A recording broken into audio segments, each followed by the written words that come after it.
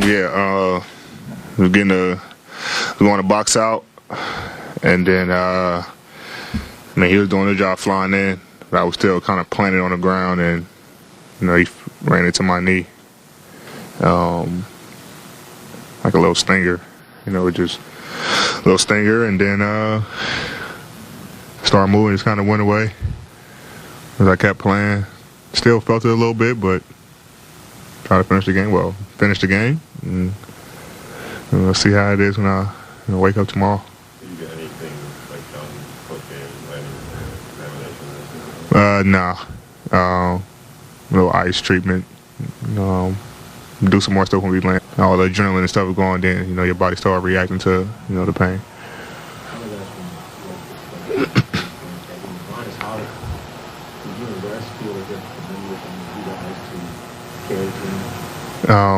Yes and no. I mean, just consciously, big three and one is out, so the other two have to pick up that slack.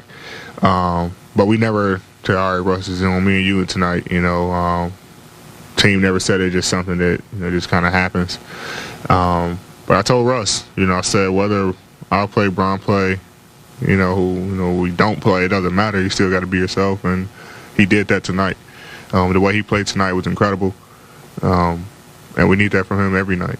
No matter if Bron is playing or not, or if I'm playing or not. Be yourself, and we'll find ways to kind of adjust around him.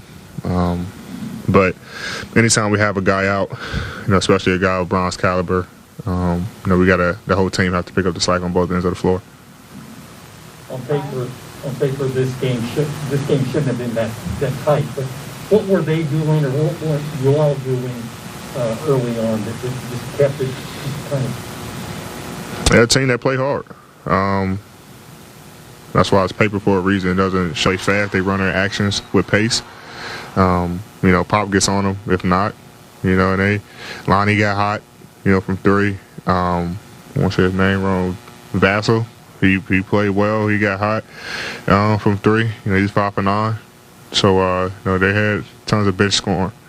But at the end of the day, we was able to, put it out in overtime. Down 12. Guys hit some big shots for us in that fourth quarter. Stayed composed and was able to win it. You guys allowed just 24 points in the fourth quarter and overtime combined. What were the defensive adjustments that got us into that stretch? When you're down, you have to get stops.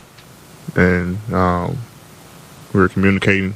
We kind of changed our scheme a little bit to how to make it easier on all of us. But we had to be that locked in from the start, which we were.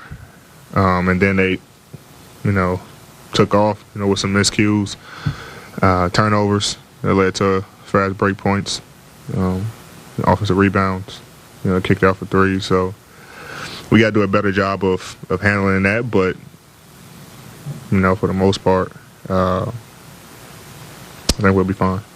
Malik and Austin were the two guys in the open years besides you and Russ. What type of boost did they provide on both ends? Shade Malik plus 31, ridiculous. Come in, started, and played well. Big time threes. Played great defensively. Austin, just tough. Come in, rookie. He comes in and played extremely well. Hit some shots. Got hit in the face again tonight. So, he plays through it, man. He's physical. He's tough. He's not scared of the moment. Any rookie can get scared in the moment. Overtime, fourth quarter. First time he's been through that in a close game, and as far as the NBA level, and he stayed composed the entire time. So, he's definitely a guy that we can use throughout the season. What do you think tomorrow, Bress? Shai Gilgeous-Alexander, probably the only bona fide veteran player, if you can even call him a veteran, for the Thunder. A lot of young guys. Fun, exciting player, a point guard, Josh Giddey, top 5 pick in the draft just a few short months ago. Already kind of a triple-double threat. Just not a lot of depth on this team. Lakers play him twice over the next week and a half. Rob, winnable game tomorrow.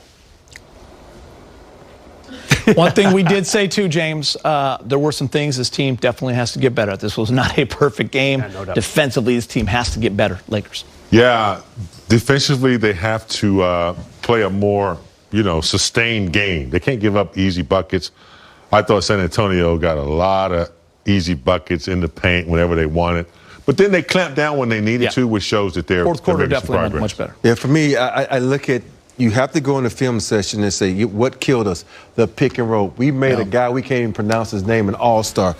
So you got to learn how to stop the pick and roll. What is his name, Pirtle? Really changed the momentum of that game.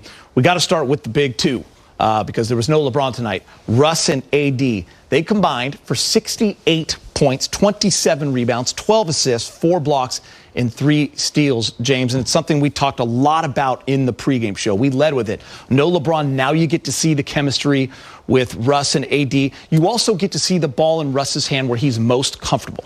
Yeah, I think Brad's hit on it. Rob wanted someone that could take over if LeBron wasn't available. And I think Westbrook did a good job of it tonight. And, he had a good pace. Westbrook's kind of in attack mode all the time. And if you give him an opportunity, he's going to try to get to the rack. I thought he had some unselfish passes early in the game where he got guys shots. He got Monk shots, a couple of lobs over the top.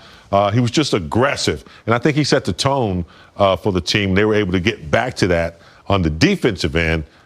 Just a special game by him tonight in the absence of LeBron. I mean, listen, Rob, yeah, he had 1-3, had a couple of pull-ups, but most of those points were attacking, grown man style in the rack for Russ. Speaking of grown man style, that's one where he went, I just know he's going to get a block, and he dunks on him. So that's Russ. That's vintage Russ right there, going to the hole, dunking on people, getting to the hole, attacking, drawing the defense, and kicking it out. When Russ is in that attack mode, it's a lot easier for him to play the game. But when he's in there with LeBron, he kind of defers to LeBron. But he sometimes needs to say, hey, LeBron, I got the advantage. I got a guy who can't keep up with me. Go for it. So you love it when he's in attack mode because everybody else around him eats. He finds people, he feeds people, and people get easy buckets because the defense collapses. Yeah, it's such a big game for so many reasons. A, the Lakers 500, nice first road win.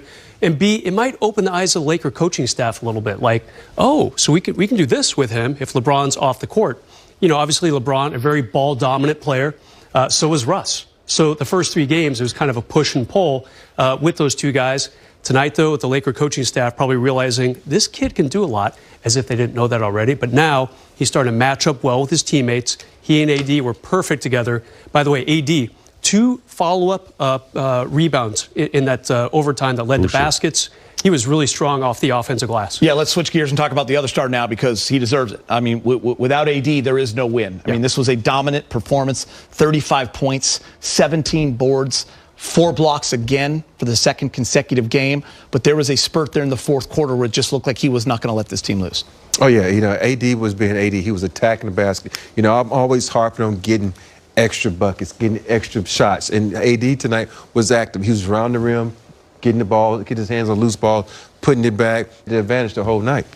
Yeah, 7 offensive rebounds, 72 points in the paints for the Lakers tonight. A lot of that had to do with his willingness to go get that basketball. He knew at some point in that overtime in the fourth quarter that extra possessions were going to be critical, and he knew he had the ability to go get them. So there was some nice putbacks, some nice tack to the basket on his part, and that's what you want to see out of him. Before you go, Brez, first time this year, James, the Lakers win the paint battle. There we go. Like that, 72-64. Yeah, it's funny you say that. I was going to talk about how before the game, we talked about that, and the Lakers getting crushed, especially that Phoenix game. Not really known as a team that dominates the paint, the Phoenix Suns. Lakers got pummeled down low in that one. Better against Memphis. Perfect tonight in the paint. I guess nothing's perfect, right? But much, much better tonight. AD, a huge part of that. He was great everywhere, whether it was mid-range, following up his teammates' misses, himself down low. Some really explosive moves. A James Worthy spin move on the baseline for an easy basket. He was great all around. All right, well, let's get you to San Antonio. Throughout a season, but the minutes, it's going to be really difficult to get him in the game. And think about who's hurt. Wayne Ellington looks like he's not going to play, even though he's going to suit up. THT, Kendrick Nunn. It's a huge opportunity for this young man. get a lot of minutes, get a lot of shots. Time for a little Access 360 brought to you by Morongo Casino Resort and Spa. Where you guys are going and not November me? 9th, good times. Rob, Russ had 13 assists. He's on Sunday night. He's 6th in the league. You going to break it down with a little playmaking? Yeah, I'm going to break it down, but I'm not going to break the chair down just yet. I'm going to go to the wall and show you why this guy is a guy who's a triple-dub guy. Westbrook is one of the best guys in this game.